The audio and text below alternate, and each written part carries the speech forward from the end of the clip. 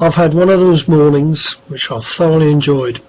Jon Cooper joined me for his interview for the FEPOW Family. I've called it a morning with Jon Cooper, as it started as a half an hour interview and developed into 1.5 hours. So welcome, Jon. Okay. And here's the interview. Right, so Edinburgh, why? Oh, why? Well, primarily because I'm marrying into a green card. My wife's from Ayrshire, and we met whilst I was serving at RAF Lucas.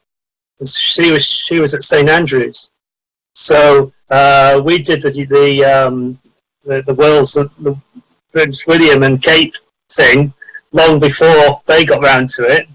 And then when I came out of the Royal Air Force, my wife was working up in Edinburgh. So we came and settled here. I got a couple of jobs with Scottish Oils for starters, and then I went to work for Prudential over in Stirling. And then Alison was working for Royal Bank of Scotland, who dispatched her out to the Far East. So we went out there, and then naturally just came back to Edinburgh with the house in Lithgow and settled down. Well, trying to settle down again back here. Yeah, and you just happened to find Adam Park. Yeah, kind of, yes. To make a long story long, I started off by doing, I was doing stuff in the Lithgow Bridge, which is a 16th century battlefield. Yeah. And I was also, much to my shame, a reenactor. So I was standing on the front rank of a Shiltron at Bannockburn, and turned around to see Professor Tony Pollard and Ian Banks standing in the front row, and Neil Oliver standing in the front row, and started chatting to them, and they said, "Oh, then let's go bridge. What have you done?" And they said, "Oh, you should throw some archaeology at it, see what's there." So duly, after a couple of months, we went back on site and we started doing some archaeology on it, and on the back of that, they invited me along to go and do an MLit. Well, I was working at the time, and then Prudential started laying people off, so I took a redundancy and nipped across to Glasgow and did an MLit for a year. And my dissertation was on 16th century Scottish siege warfare, and I was working at Haddington, looking at the siege of Haddington. So all that went swimmingly, and I graduated, and then the idea was to carry on doing much of the same, go for a PhD and carry on working in that kind of field. And at that point, my wife pitched in and said, "Oh, I've been offered a chance to go to Singapore." So without a job and with the kids at the right age, there was didn't have to really think about it much. We set off out there. I had to put all my 16th century Scottish siege warfare stuff into a container and put it on hold. But went out there. I read Colin Smith's Singapore Burning on the plane on the way across. Yeah. And then landed in Singapore.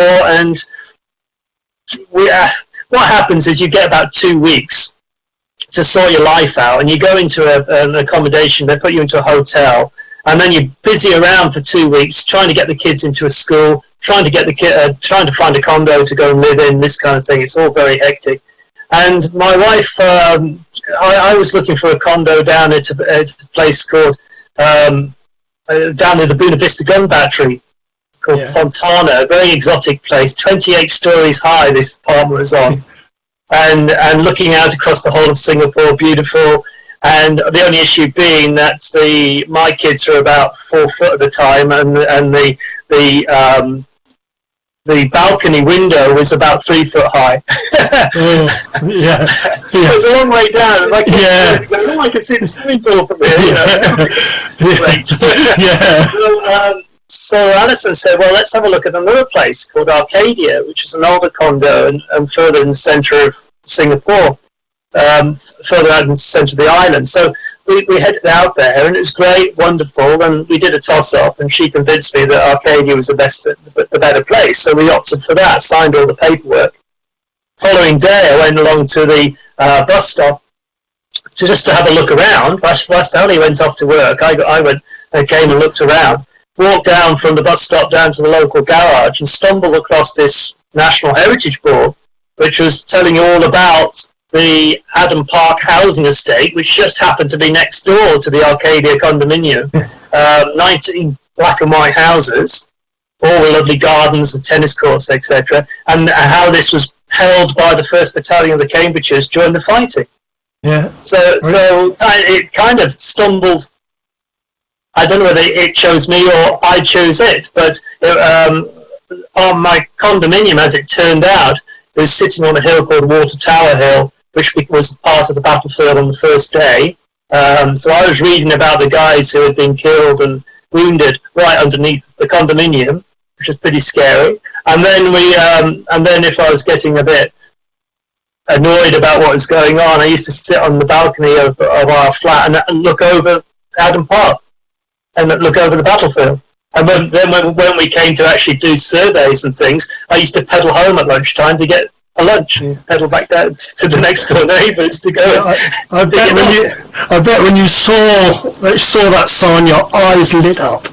Yes, it was. Yes, and then the other coincidence being that my son's called Adam, and so I spent the first 6 months in Singapore thinking the whole place was named after him. Brilliant.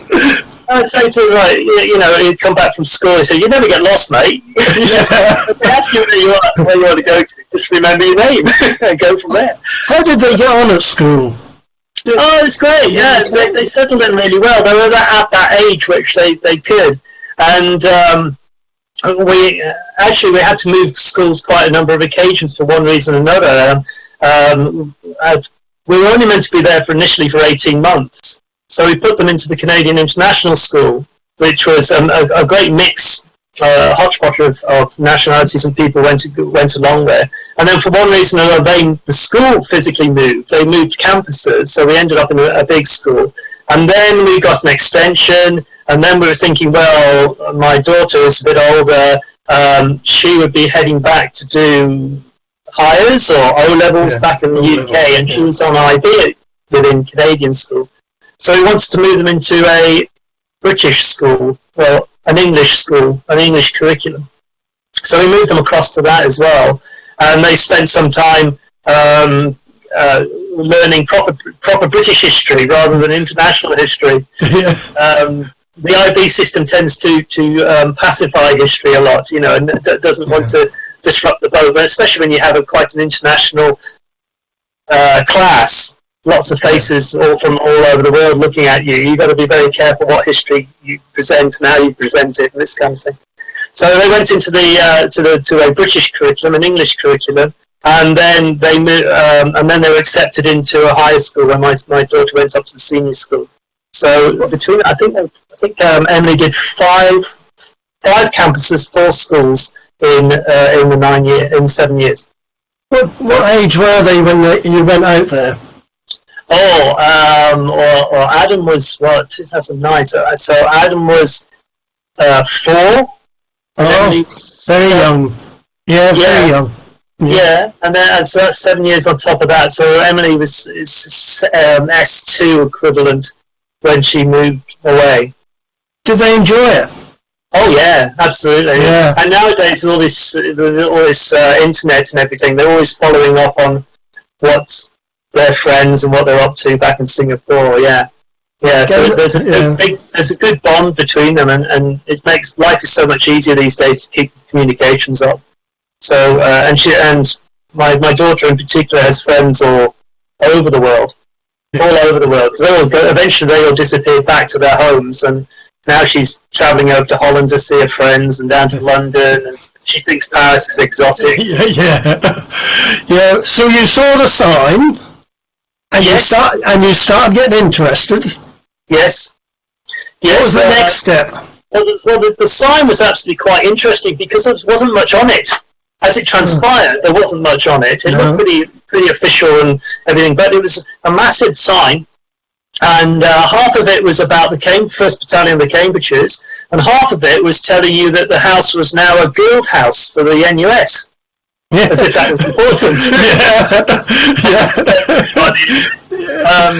And then the bottom left-hand corner, there was the bibliography for the bit about the Cambridgers, which was a book called Battalion at War by Michael Moore. And Michael is the son of Sergeant Stanley Moore, who fought at Adam Park. And the first third of that book happens to tell you all about the fighting at Adam Park. So the most valuable piece of information was actually the bibliography. And then you got the book and Amazoned it out, and 2 weeks later the book arrives, and then there's the bibliography in the back of that book, and suddenly you realise you're onto something special. Yeah. What the notice board was not telling us was another 3 storylines. First of all, there was nothing about the 41st Regiment IGA who fought there. They'd completely been missed off the board. Yeah. Totally. There was a mention of it there being a government housing estate, but there was no mention of what happened to those government people when they left the estate. So as January pulled into February, who was there and what was happening to them? And they forgot to mention that the whole housing estate was used as a prisoner of war camp as well. Yeah. Just a minor thing, 1 year of occupation, and used by the Australians. About 2,000 Australians and 1,000 Brits were moved into the building. So as an archaeologist, you were going onto the site with just a quarter of the story, and of course you were picking things up, going, "What's this about?" And then realise, it's prisoner, and you say, "Well, what prisoner?" So you have to go in and do the full research before you can even start shoveling anything, because you've got to be aware of what's going to come out of the ground, or anticipate what's going to come out of the ground and what you're looking at. And it soon realised that the place was remarkable, absolutely incredible, because the military side of it, the fighting side of it, just in that was the fact that the Cambridgers stayed there for 3 days. 3 days of fighting in a 7-day campaign. So there's no other area quite like it, on the island, because there wasn't a position held for more than 24 hours elsewhere. Yeah. You then have this.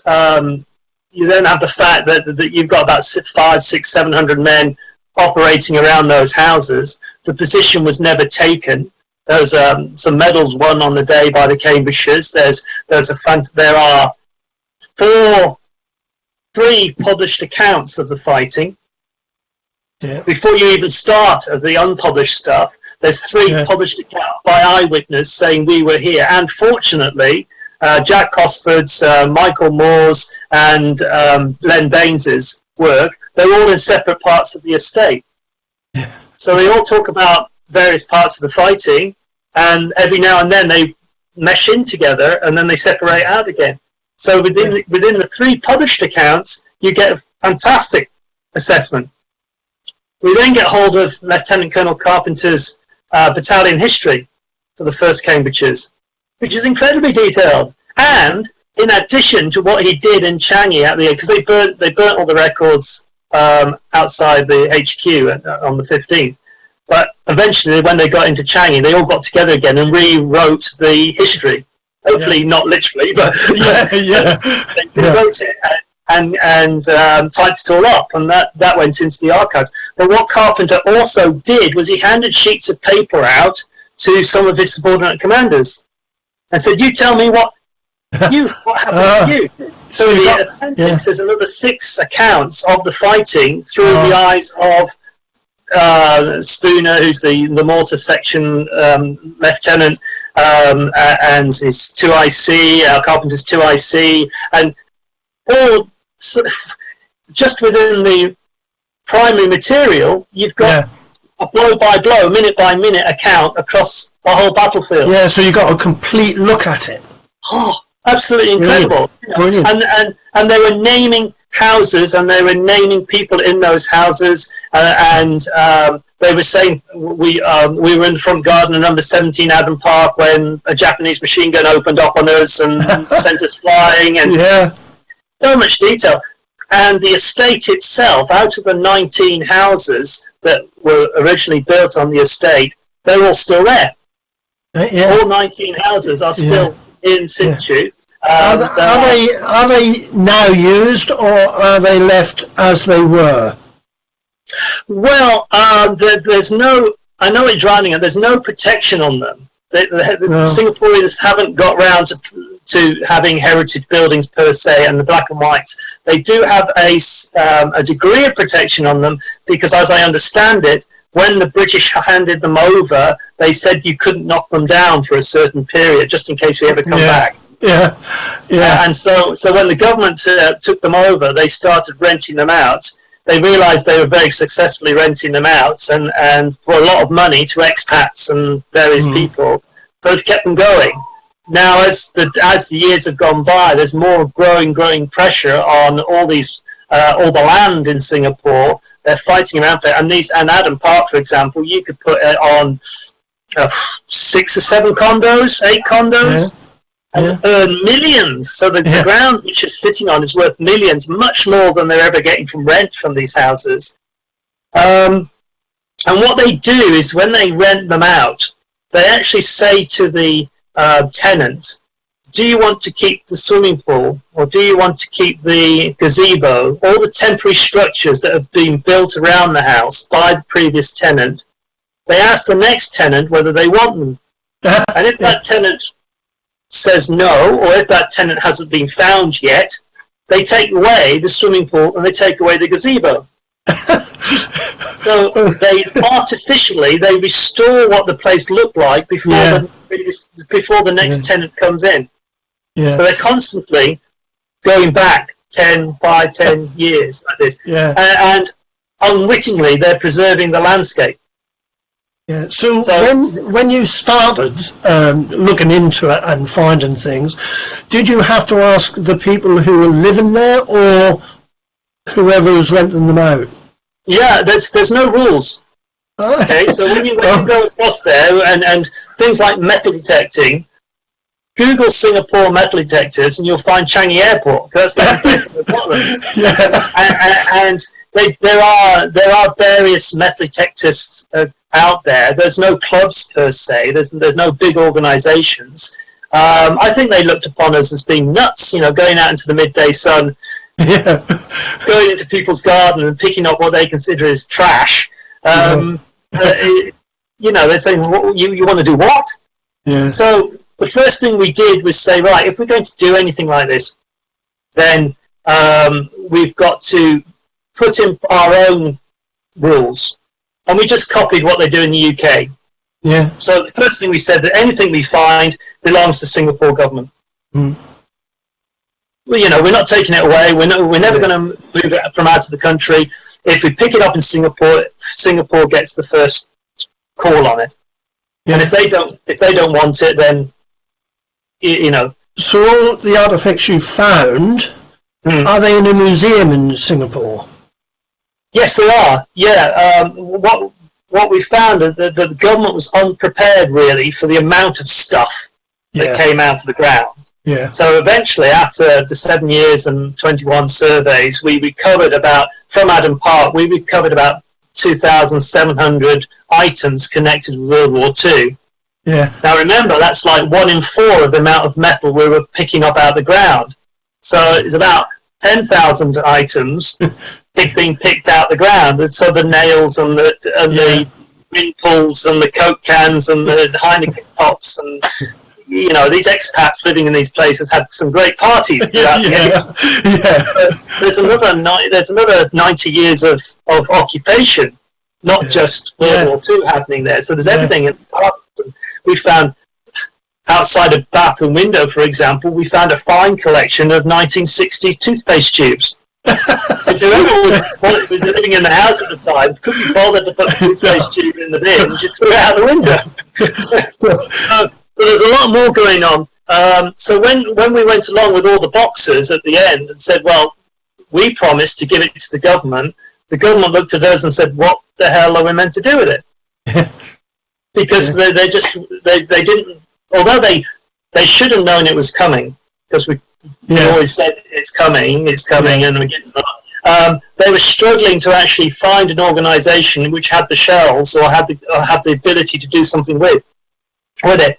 So the first half, up to 2012, all that went to the Institute of Southeast Asian Studies. They have an archaeological unit working out of the NUS and ISIS. So they took the first bit, and it literally was a bit like the Ark of the Lost Covenant. The boxes went into a store, and that's where they sat. The second half of it, I was by that time working for Changi Museum, for Jaya at Changi. And he said, oh, we're doing up the battle box. And it would be really good if we could use all the stuff that's coming, the Adam Park stuff, in the museum. And I said, fine, anybody wants it, you can have it. And as he was representing the NHB with Changi Museum, the feeling was, well, giving it to one government organisation is as good as giving it to another government organisation. So instead of sending them off to ISIS, we then moved them across straight to Changi Museum and straight into the battle box. And now they're on display, the good bits are on display in the battle box.